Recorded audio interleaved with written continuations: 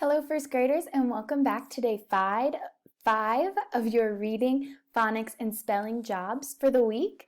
Happy Friday! Let's get started. Today we are just going to do a short review of figurative language. Now, we've been talking a little bit about figurative language this week, boys and girls, and what it means is it's a word or a phrase that can have more than one meaning. So let's take a look at this sentence. It says, Gregory put his foot in his mouth when he answered the wrong question. Gregory. So, boys and girls, to put your foot in your mouth can mean to put your foot in your mouth, or it can mean to say something that embarrasses you or embarrasses someone else. So, Gregory put his foot in his mouth when he answered the wrong question. Maybe Gregory wasn't listening to the teacher when she asked him a question, and so he accidentally answered the wrong question. So he embarrassed himself.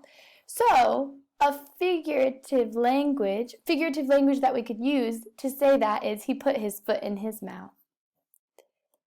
Another use of figurative language that we can see in our reading is it drives me up the wall when my little brother won't stop talking. Now, boys and girls, when we say it drives me up the wall, it doesn't mean we actually climb up the wall. In this sentence, drives me up the wall means it makes me frustrated. It makes me frustrated. So, what the sentence is saying is, it makes me frustrated when my little brother won't stop talking. All right, boys and girls, now we are moving right along to your reading job for the day.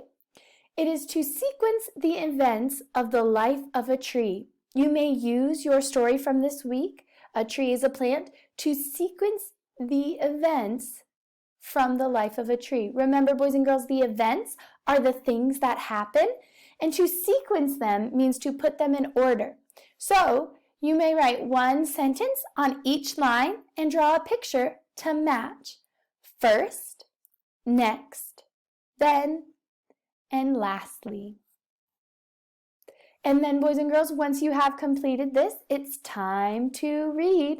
It's time to read, and you may pick this week, boys and girls. Today, you may pick whatever reading choice that you would like. Please just make sure that you are reading for at least 10 minutes. Thank you for all your hard work this week, boys and girls, and have a great weekend.